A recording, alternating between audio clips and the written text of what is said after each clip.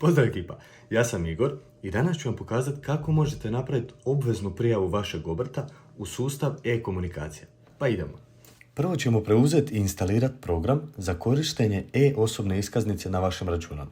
Kada vam se izbaci opcija želite li raditi izmjene na računalu, kliknite Yes. Idete na Next, prihvaćate uvjete licence, Next, odaberete tipična instalacija, kliknete na Install i ponovno na Install kako bi instalirali program. Kad se instalacija dovrši, odaberite opciju Private Network such as My Home, Allow Access i kliknite Yes da želite resetirati računalo.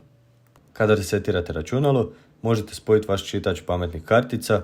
Ja sam koristio Manhattan, kupljen u Sankta Domenici, cijena je bila 13,14 €.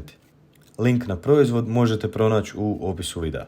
Kad je čitač spojen, umetnite vašu osobnu iskaznicu i otvorite program Client. Evo, meni se izbacio error, tako da sam morao izvaditi osobnu iskaznicu iz čitača i ponovno umetniti kako bi uređaj prepoznao. Kad vam uređaj prepozna osobnu, morate ju aktivirati. To ćete napraviti tako da kliknete na tipku Activate Card.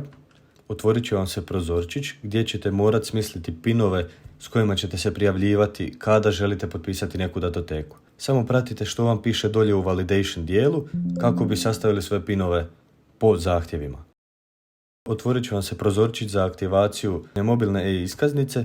Meni se izbacila greška da računalo ne prepoznaje osobnu iskaznicu, pa sam samo resetirao računalo i sve radi kako treba. Nakon što je računalo resetiramo, kliknemo na opciju Prijava, odaberemo opciju e-osobna iskaznica, kliknemo na potvrda prijave, tu će nam se izbaciti odabir certifikata.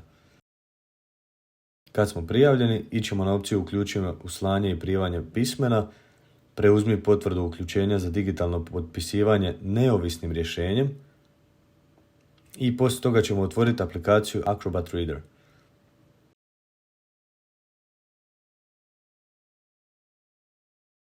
Ićemo na opciju datoteka, otvori i pronaći ćemo preuzeti PDF koji treba potpisati.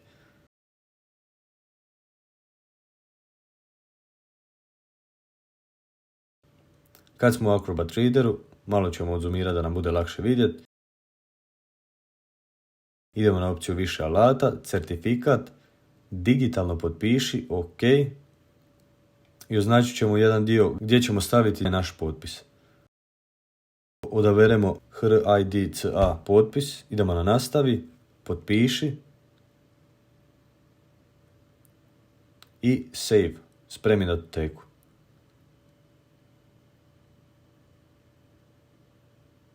Upišite PIN koji ste inicijalno postavili za vašu e-osobnu iskaznicu i to je to.